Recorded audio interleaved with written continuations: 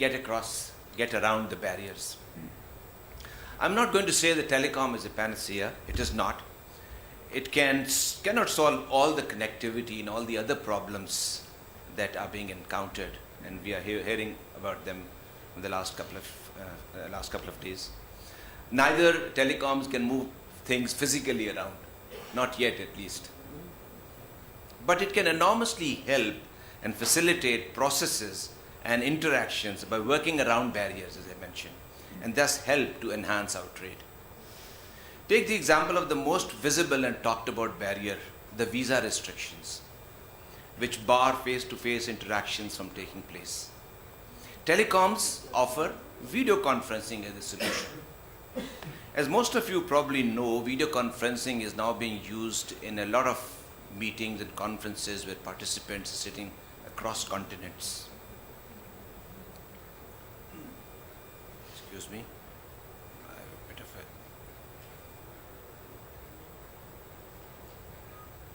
a... could you please... there my charger is lying over there. Could you please connect this? Sorry for this technology issue.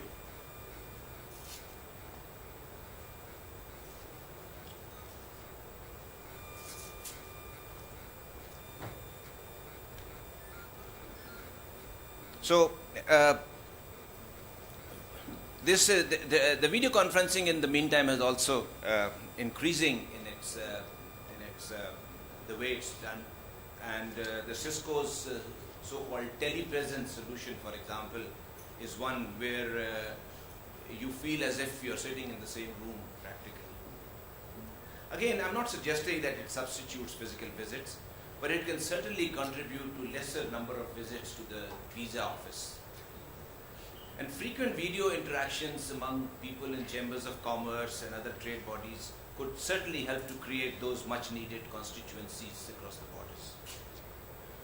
Video conferencing could even be used for dispute resolution mechanisms, at least for the simpler disputes to start with. The limitation of not being able to roam with our mobile phones across the borders has also been mentioned several times. But look, thanks to modern telecoms, all of us are still communicating with the rest of the world, aren't we? We have so many choices. WhatsApp, Viber, Skype, FaceTime, and whatnot. Another barrier which has been repeatedly mentioned is that of no bank branches. It reminds me of a similar, if not the same, issue in the rural areas. There are no bank branches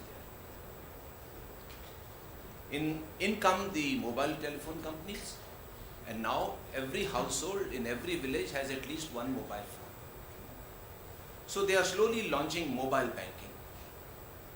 In its most rudimentary form, it's also called branchless banking, because there is no physical branch in that village. And the mobile phone becomes an extension of a bank branch somewhere far away. So my point is that could we not bring a similar innovation to our trade? Switch over completely to e-transactions? Who knows, it might prove to be a blessing in disguise, as e-transactions are more cost effective, of course, and than the opening up and operating physical bank branches. And of course they can serve many, many more customers all over the country. Indeed, there will be still challenges to be met, of course. But one would think opening and running bank branches across borders poses far bigger challenge than allowing submission of electronic bill of entry and accepting digital signatures on cross-border trade documents, which will also reduce transaction costs and minimize delays. It was also mentioned in the conference that integration of value chains is one of the way of enhancing trade between Pakistan and India. Telecoms, of course, could help in value chain integration in a big way. But one hopes that all these barriers are temporary, these physical barriers are temporary, and soon we will be able to travel more frequently and be able to use our mobile phones too. Does that mean we will not need telecoms then? Of course not, as this is the future way of conducting business anyway. Time is not far when we would rather hold a video conference than travel all the way, even if there are frequent direct flights and long-term visas available, for the simple reason that it would cost less and would be much more quicker, much more faster. So what do we need to bring telecom-based interactions and transactions a norm? To start with, bring in reforms in the processes that electronic transactions become acceptable. Of course, without that, nothing electronic would work. And then, of course, we have to build the so-called information superhighways. Just like roads used to be necessary, indeed they still are and remain so, but nowadays we also need to lay optic fiber cables. All the modern telecommunication services that are possible today, which I mentioned in the beginning, flow in the form of bits and bytes, traveling long distances across oceans, riding submarine optic fiber cables or satellites and whatnot. Most of the voice and data traffic from here in Delhi to Lahore goes all the way to the Indian Ocean, takes a V-turn and reaches Lahore. There is a direct optic fiber link between the two countries at Wagah Atari also, but it is grossly inadequate. Surprisingly, more cable has been laid on both sides, but not connected. Therefore, we need to connect our two countries with several optic fiber border crossings, which may perhaps be simpler to manage compared with road border crossings. And good news is that private sector optic fiber service providers are willing to invest. The optic fibers would have two benefits. First, they would improve the quality of communications by decreasing what we call latency, the delay in those milliseconds of delay caused due to thousands of kilometers that the signals have to travel. The reason why yesterday the Skype connection of our friend Abid Suleri was getting disconnected again and again is partly latency. So normal data traffic is not much affected, but audio and video are more sensitive, especially live audio and video. The second benefit of laying optic fiber border crossings would be more optic fiber connections between the two countries will provide both the countries with several alternate routes to the rest of the world. For instance, towards west, Pakistan is already connected to Afghanistan and Iran, and towards north to China, on to the Trans-Asia-Europe optic fiber link. Similarly, Pakistan could get alternate access through the submarine cable links of India to go beyond. Indeed, the transit traffic will be charged. Nothing is free. Call it India-Pakistan trade in bits and bytes. Thank you.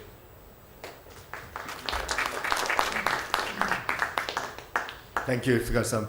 May I now request Mahesh for his remarks, and then we'll throw open the floor for questions. Good morning, ladies and gentlemen. It's a special honor to be addressing a meeting as august as this, and a meeting related to an area which I have a particular affinity to because my ancestors came from there. And in fact, the PTA, the Pakistan Telecom Authority's annual report connected me to Pakistan in a way that I had never expected any communication, any annual report to do, because it referred to the PTA chief's visit to a place called Bannu, where my ancestors came from. So it was a very unique kind of a connection that I believe no annual report has ever done for me. So thank you.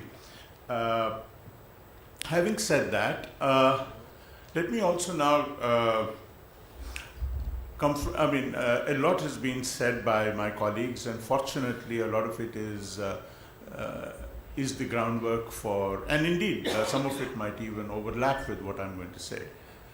And the point being that, in fact, Iftikhar Sahab also has mentioned that telecommunications, the technology, has a way of doing things that, whether it is companies or governments or whatever, that may or may not want to do. Somehow it has a way, like water, to find its way. So the real issue, therefore, in my view, is, like any other infrastructure sector, telecommunications needs an environment, a regulatory environment for growth. Because these are sectors which are not just impacted by regulation, in my humble opinion, but in fact led by regulation. That in fact there are things that have gone right and there are things that have gone wrong in both our countries, in my view, which have a lot to do with the way we regulate these sectors. And let me start with stuff that we can all be justifiably proud of. Both our countries have some of the most successful wireless communications in the world. Both of us have nearly nationwide coverage. And Pakistan is doing a little better than us in penetration. But and I think what you are also, what we can also be proud of is the level of competition. That unlike in the days of the fixed line telecom networks, we have a situation in both our countries where there is no single operator with any serious kind of dominance in the marketplace. That Pakistan's 6 operators, by and large, have comparable market share, certainly the top 4. And in India, where we have much more competition, we still have a situation where no single operator really has even a third of the market share. Now this and wireless have been great opportunities for our two countries, and I think we have leveraged them extremely well. We have both offered some of the cheapest telecom services in the world to people who actually need them very urgently. But there are also weaknesses, and again weaknesses that we also share, and I think the weaknesses are related obviously to broadband and data. Neither of our two countries has as much as even 10% broadband coverage, and that's a gross overestimation for broadband. And both our countries have very modest definitions for what actually constitutes broadband. So I think this is an area where we are actually facing some unique challenges. And not only that, both of our countries have the most extraordinary challenges in terms of infrastructure of the physical kind. And if the digital infrastructure is to somehow substitute for the absence of other physical infrastructure, for instance, you may not need e-education if you have a school next door, you might not need telemedicine if you have a hospital next door, and so on and so forth. But you do if the physical infrastructure is scarce and sparse, as it is in most of our countries, other than probably some urban centers. Now, so clearly in that situation, we have a particular interest and stake, I would say, in broadband data services. And in both cases, I think we may not have managed to achieve the results that we could have for a variety of reasons. And I do believe that the real problems in both our countries are related to how we manage spectrum.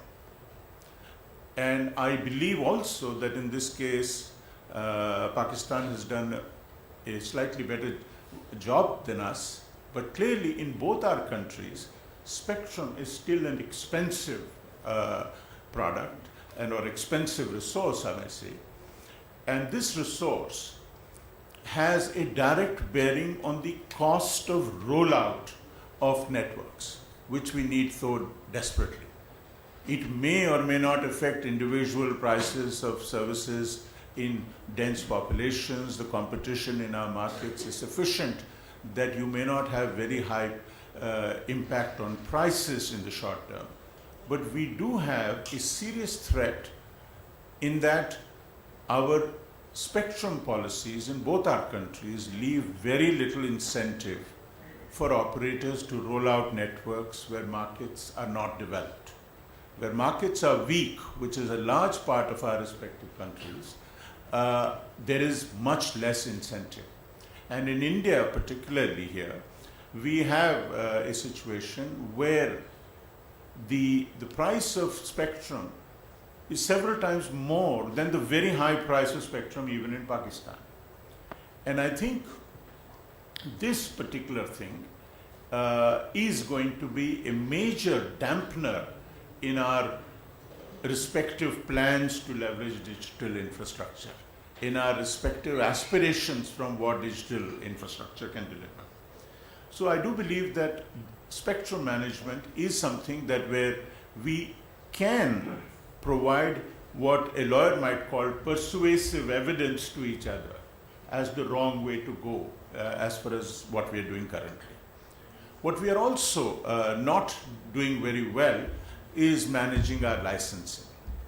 And again, in both our countries, I do believe that we have become victims of something which was actually at one time a very good idea, which is the so-called revenue sharing regime. And that is that operators share a part of their revenues as license fees. But of course, that does mean that there is less incentive for operators to roll out services where the revenues are minimal. Right? And also that there is also much less incentive, and this is the more important point, to use spectrum efficiently. Because there is no, because if you use spectrum inefficiently, you might hurt your revenues and therefore you would in fact actually save some fees.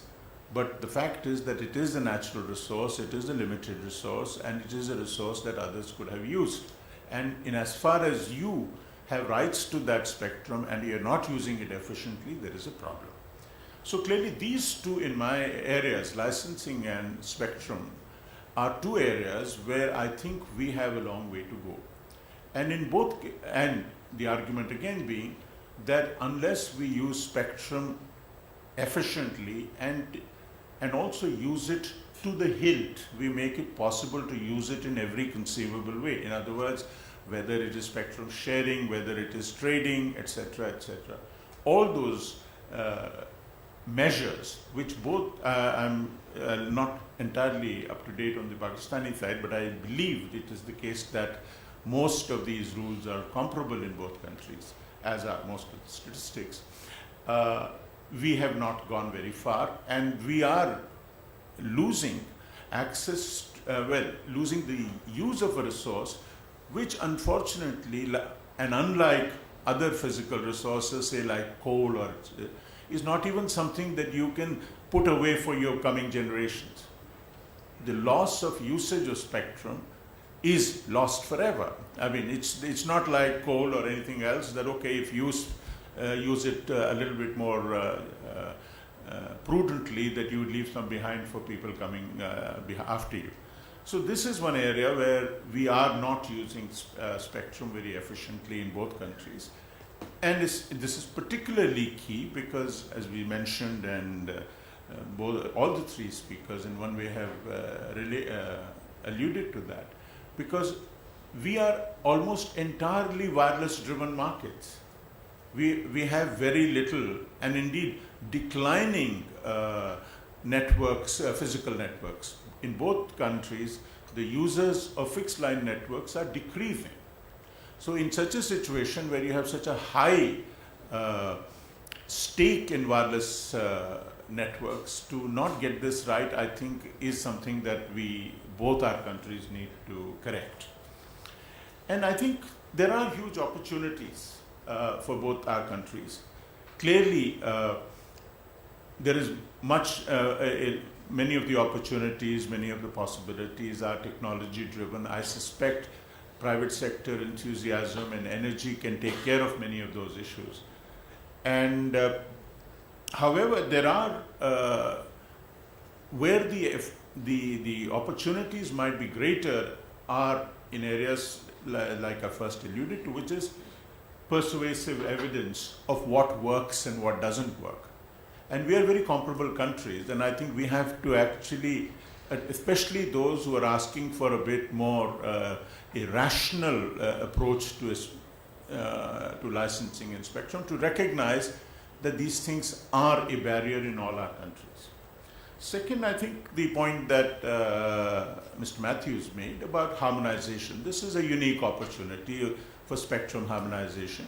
Again, that will help us to decrease the price of communication services to our people, because we will allow economies of scale to be leveraged. For instance, if we all have different standards or different parts of the spectrum for comparable service. For example, if we use 900 for 3G and you use 2100 or 2300, you will have a problem, because the international manufacturers will not have the economies of scale that you want, and because your populations particularly stand to benefit from lower prices.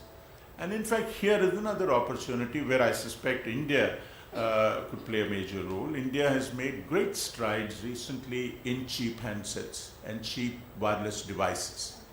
And that is one area where I think the opportunities must be great in trying to encourage trade or to encourage some kind of an arrangement so that these opportunities can also be leveraged in Pakistan. And and of course, the final point that I want to make is, of course, in IT services. Again, much of this has been alluded to by previous speakers. But these are huge opportunities. And there is also an opportunity which is about which is actually leveraging each other's demographics. Our demographics is very comparable.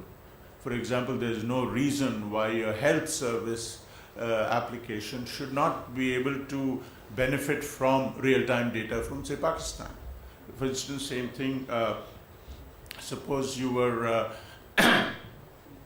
wanting to have an application about, say, credible news. Both our populations have serious problems with robust, high-quality, credible news. And there is a huge amount of opportunity in IT services. There are any number of applications which try to do this, and I think where we can collaborate to actually increase the quality of discourse between the two countries, that would be a great opportunity. I'll stop here. Thank you very much. Thank you, Mahesh. I think there's some time for questions. But before I open the floor for questions, let me make a couple of remarks about lots of opportunities between India and Pakistan in this area.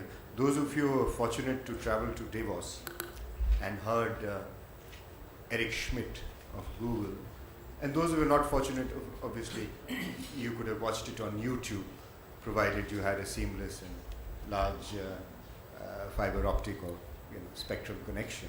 And he said something that I was reminded when Iftikhar Sahab was making his remarks, that the internet will disappear soon. And you had to kind of read the article a little more to figure out what he was saying. And what he was essentially saying was, it will become so pervasive that you won't even notice it. It will be all over the place. Everything will be connected. For instance, where broadband connections are as Mahesh was saying, have got sufficient bandwidth, and the definitions or the thresholds are fairly high, 100 Mbps and so on. Gadgets are talking to each other, security systems are talking, your refrigerator and washing machine is talking to your mobile phone and telling you to wash your clothes now, and go and order milk, we've run out of milk, and so on and so forth. It'll become all pervasive, and therefore, I mean, the opportunities in this area, I think, are going to be immense, especially for countries like India and Pakistan, where you do face inadequacies of physical infrastructure. And as Iftikhar Sahab was saying, maybe telecom networks are not a panacea, but they can overcome, at least in a transient or a temporary time frame, the other inadequacies of physical infrastructure until you get that physical infrastructure in place. The telecom network, the connectivity can probably help you override with substantial, positive impact. So, and there are lots of opportunities between the two, and I think Nisha must have taken note that this is the first time telecom has been introduced as a session in Indo-Pakistan conference, and I think we should continue this because there are some common opportunities, or there are some opportunities that have been identified by the panel in trade, in telecom services and other services around telecommunications networks. So we have time for 15 minutes, yeah? 10 minutes. Okay. Majid sir. Thank you. For somebody who's non-technical, I think I really enjoyed this session, learned a lot, took a lot of notes, and now I would like to talk Tezi Mandi from the businessman point of view. One thing is that the Indian IT industry has become the role model for us also in Pakistan. The progress that you people have done, and with the over $50 billion export. But we are concentrating more on the American market, 65% American market, so you have to rethink. One question is just a matter of information, because we Pakistanis and Indians are great in English and math, so we have done wonders. But are you people also doing, for example, call center for the French companies or German companies, Italians, or not, Because there is one thing that always, why are we just concentrating on one language? But there's a vast market there, number one. Number two, because you have a very big market, you have the opportunity to be the number one global player in this field. That is for sure. Recently, I read that there's a US company called UST Global. It has, the place is Trivandrum somewhere. They are going to hire in the next 2-3 years, again it's an academic question for me, about 25,000 plus professionals. So, I mean, are you building up so many, this much output from your institutes? Another thing that I want to, is that you have a $100 billion local consumer market in telecom. But you are also importing a lot of things. You have the economies of scale, and if you take in the SAARC context, even SIM cards, mobile phones, others, if are produced here, I think it can support this region also, rather than just buying products from all over the world.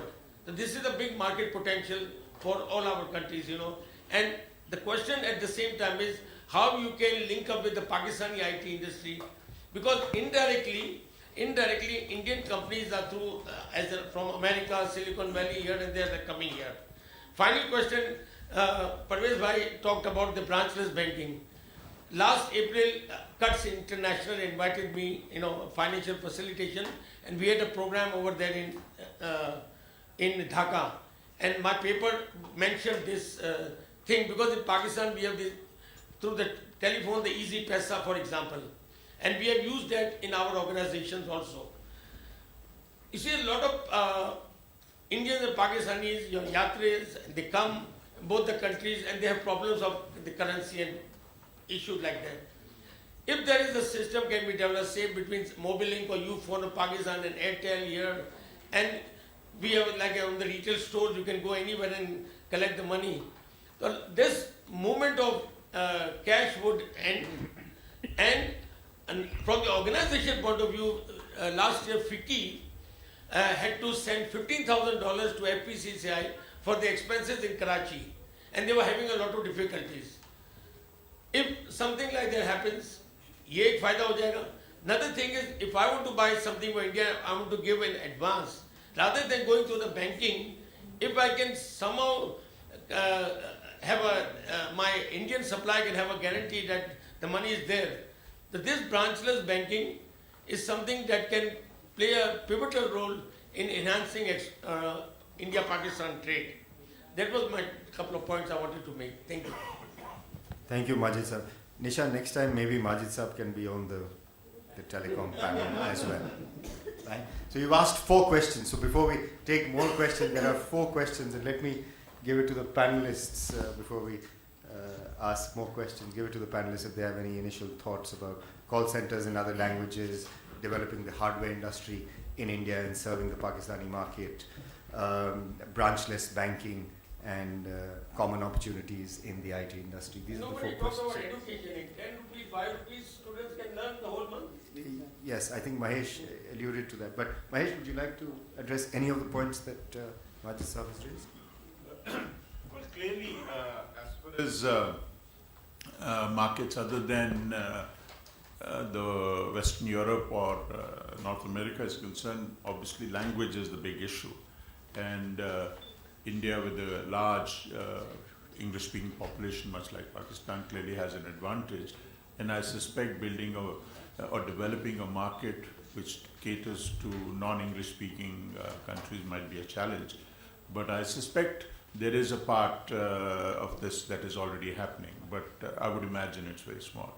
As far as mobile banking is concerned, as you know, there are new proposals. The Indian Reserve Bank of India is currently engaged in facilitating banking opportunities for payment banks that the telecom operators are partnering with regular banks. So mobile banking has had its own setbacks in India, but it is something that I think is a huge opportunity and will have many of the advantages that you're talking about. I think we have had more inertia and more internal problems moving this forward. But I don't think there is any doubt whatsoever that it's a huge opportunity, not just for trade, but for actually our own populations. So I guess I'll stop it. Iftikhar sir. Let me briefly touch 2 points. One is the whether manufacturing of systems is being done in India. India is a big market. Well, in the whole world nowadays, there are about 4 or 5 telecommunication equipment manufacturers. And there too, large companies have combined together